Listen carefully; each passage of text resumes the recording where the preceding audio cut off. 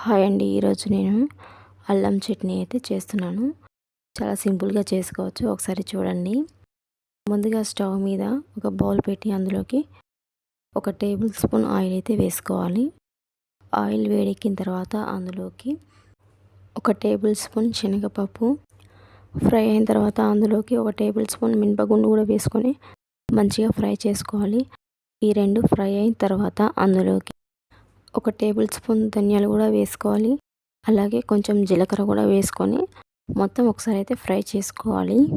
అన్నిటినీ ఇలా ఎర్రగా అయితే వేయించుకోవాలి. చూసారు కదా, చాలా బాగా వేగింది. ఇప్పుడు ఇందులోకి ఒక 10-15 ఎండుమిర్చిని అయితే తీసుకుంటున్నాను. ఎండుమిర్చి ఫ్రై అయ్యేలోపు ఒక చిన్న ముక్క అల్లం ముక్కనైతే తీసుకొని శుభ్రంగా నీటిలో కడుక్కొని పొట్టు తీసి చిన్న చిన్న ముక్కలుగా అయితే కట్ చేసుకోవాలి. చూసారు కదా, ఎండుమిర్చి చాలా బాగా వేగాయి. ఇప్పుడు అందులోకి ఒక చిన్న కప్పు అల్లం ముక్కలు అయితే వేసుకుంటున్నాను. వీటిని కూడా మంచిగా ఫ్రై చేసుకోవాలి.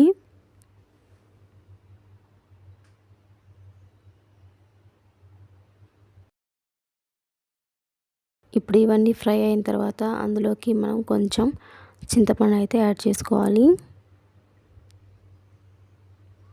ఒక 4-5 రెబ్బలు అయితే తీసుకున్నాను నేను. ఇప్పుడైతే స్టవ్ అయితే ఆఫ్ చేసుకోవాలి. చల్లారిన తర్వాత మిక్సీ అయితే పట్టుకుందాము. చల్లారాయండి. ఇప్పుడు మనం అయితే మిక్సీ పట్టుకుందాము. ఇప్పుడు ఈ మిశ్రమాన్ని అయితే మిక్సీ గిన్నెలోకి అయితే వేసుకుందాము. అలాగే ఇందులోకి ఒక చిన్న కప్పు అల్లం తీసుకున్నాం కాబట్టి దానికి డబల్ బెల్లాన్ని అయితే తీసుకోవాలి. బెల్లాన్ని తురుముకొని వేసుకుంటున్నాను నేను. చూసారు కదా, ఇంత క్వాంటిటీ అయితే వేసుకుంటున్నాను. ఇందులోకి కొద్దిగా వేడి నీళ్ళు కూడా వేసుకుంటున్నాను. ఇందులోకి వేడి నీళ్ళు వేసుకోవటం వల్ల ఒక 2-3 డేస్ అయితే ఉంటుంది. చల్లటి నీళ్ళు పోసుకుంటే ఉండదండి. కొంచెమే వాటర్ పోసుకొని మిక్సీ అయితే పట్టుకోవాలి. మిక్సీ అయితే పట్టుకుందాము. చూసారు కదా ఎంత బాగా వచ్చిందో. చాలా బాగా వచ్చిందండి. ఇప్పుడు ఇందులోకి ఒక 1/2 టీ స్పూన్ అంతా ఉప్పు అయితే వేసుకుందాము. ఒకసారి మొత్తం కలుపుకొని చిన్న బాక్స్లోకి అయితే తీసుకుందాము.